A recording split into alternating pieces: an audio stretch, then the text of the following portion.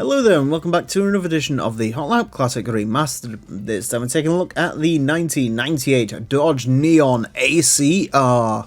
The Advanced Circuit Racer is here. I don't think that's what it meant. I think it was American Club Racer. Anyways, Neon! It's back! We had the Neon RT a long time ago, and now we have the Neon ACR. And out of the two, this one's my favourite because it's more boring looking.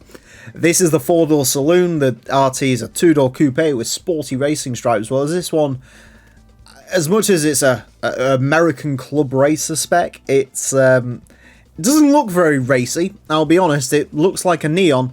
This generation of Neon is my favourite. Actually, no, tell a lie, I'd probably prefer the Fiat Tipo generation that came in like 2016.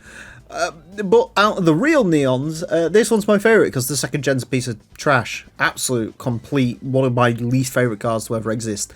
Well, as this one, I don't mind as much. It actually looks kind of cool. Maybe that's the Need for Speed Underground 1 speaking, but yeah, Neons. I mean, these cars get taken the piss out of, but the thing everyone seems to forget is the Neon was quite a revolution when it came out in America. And when this is a revolution, and this is what revolution looks like in America, it really shows you what was going wrong in the American auto industry since about 1973. Anyways, front engine, front wheel drive, 287 horsepower, 1,035 kilos. Actually pretty strong statistics. So, yeah, this might turn out to be quick. It feels a lot quicker than that MRS did last time out, I'll tell you that for free. Anyways, the Neon is going to get 6 laps of the Motorsports Land track in order to the best time it possibly can. Our current leader is the Mitsubishi GTO LM Edition 99. That car set a time of 27.017. As much as I would love the Neon to beat it, it's not going to. Maybe if there was one day a Neon LM Edition, maybe if A-Spec can add that, or Spec 2 or something. Something can add the Neon LM Edition and get that in the game, so we can have a go in that. But no, this is the regular Neon, so regular Neon stuff. On its first flying lap, it did beat that MRS. I don't want to keep bringing up that MRS. To be fair, I'm sort of joking about that MRS, but that MRS was pretty quick. In case you're wondering, the Neon RT set a time of 31.164. It's in a very big sort of clump of cars that have set 31.1s, so if this can get somewhere in that ballpark, I'll be happy. It feels nippy enough to get sort of close. I don't know if this is going to be quite as quick as the RT. RT carried the race mod, in case you was wondering. One of the very cool additions to GT2 Plus that I like a lot is if you was to racing modify this Neon, it'll turn it into the 4-door version, 31.337, on its first proper lap. That's pretty quick.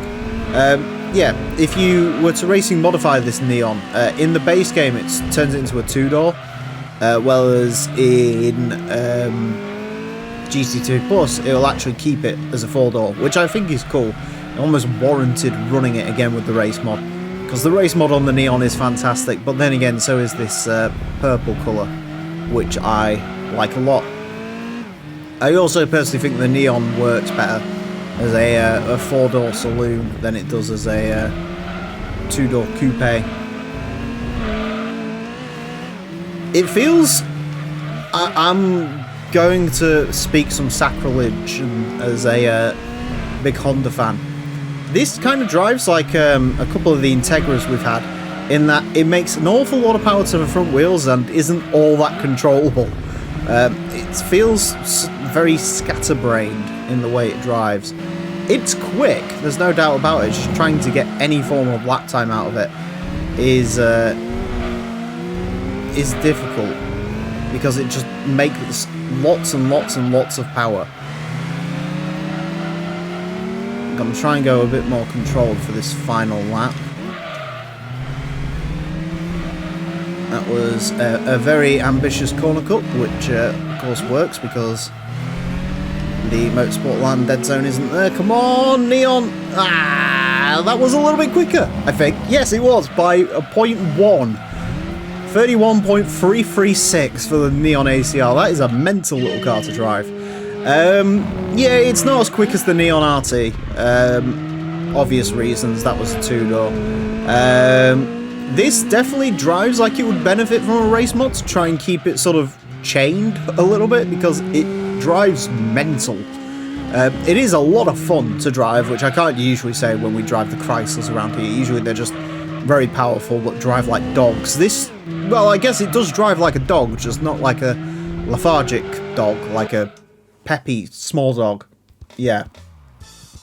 And interestingly enough, the quickest lap was not the quickest lap. You could take some time out of that, definitely. I mean, 0.2 up the road to the Neon RT, I guess that makes sense. To take a little bit out of that.